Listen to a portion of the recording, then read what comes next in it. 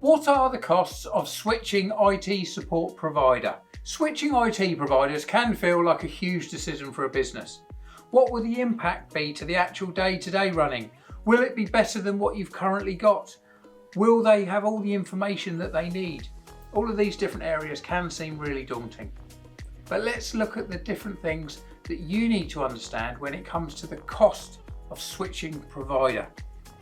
When we say cost, it's not just about monetary cost, it's also around time and the impact on the business. So number one is the transition cost. How long will it take? How much is it going to cost? Is there an onboarding fee? Will there be a period when you're not going to have support? All of these different areas need to be put in the mix, but you need to make sure that you go with a company that has got a really structured, detailed, turnkey approach to onboarding. If they're not offering this information up front, then make sure you ask them the questions on how do they do their onboarding, how long will it take, and how do they ensure that there's going to be as little impact as possible to your business. Number two is downtime and lost productivity. Depending on your type of setup, whether you've got on-premise servers or whether everything's in the cloud, are you using Microsoft or Google? It really depends on those different questions.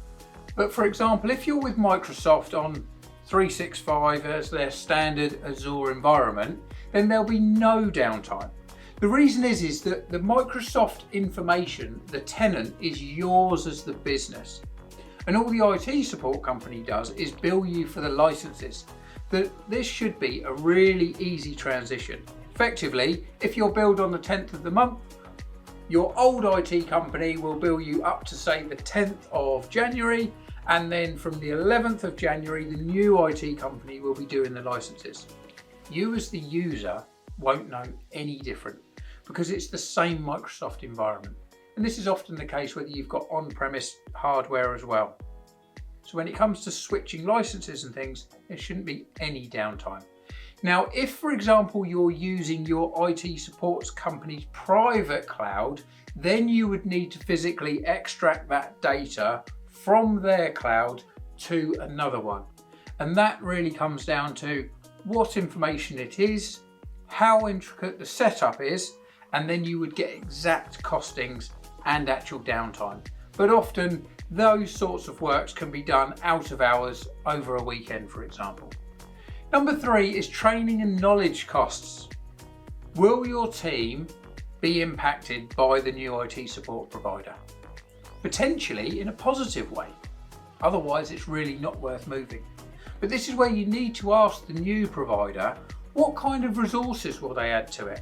Do they have sales literature? Do they have asset tags that have got the contact details on? Do they have other things like business cards and posters? You really need to ask the company what they've got.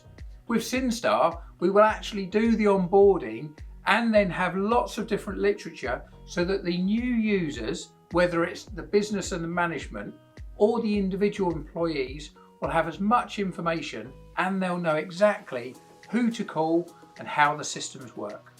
Number four is contract termination fees.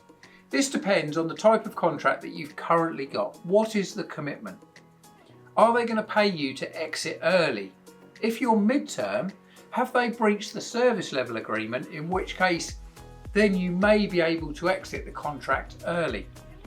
The other thing with some contracts is that you may just be able to reduce the support contract right down to one user, which is your absolute base level. So it really depends on the type of contract and the commitment that you've currently got. Number five is reputation and relationship costs. Do you currently have relationships with the existing, or potentially will you have better relationships with the new, but is it mixed in? Often with IT support companies, there may be reciprocal business, so you really need to work out what's going to be best for your business and your particular situation. Number six is the long-term savings. It's always worthwhile adding up the total cost of your IT support, whether it's over a year or 3 years.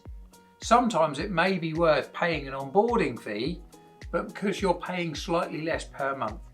On the flip side, it's worth paying more if you're going to get more. So it really depends on your current situation and what the future situation is also. You could also be looking at changing your business as a whole. Potentially you're currently just UK based, but you may look at international. So then is there a provider that may be able to offer you a better, different type of support? 24/7 support desk, for example. And the final element is hidden costs. Often companies may offer you a lower support cost. However, when it then comes to anything additional, hardware, maybe on-site visits, additional support that you need, they could charge you a lot more, depending on what their business model is. So always make sure when you're looking at switching to a provider, you ask for their total price guide. This will then make sure that you're not going to move to someone that's a lot more expensive. This is also very relevant when it comes to the telecom sector. Often with telecoms, they can offer a really low first 6 months and then suddenly all the prices hike. You need to make sure that you're doing the same when it comes to whether it's IT support or any other software cost.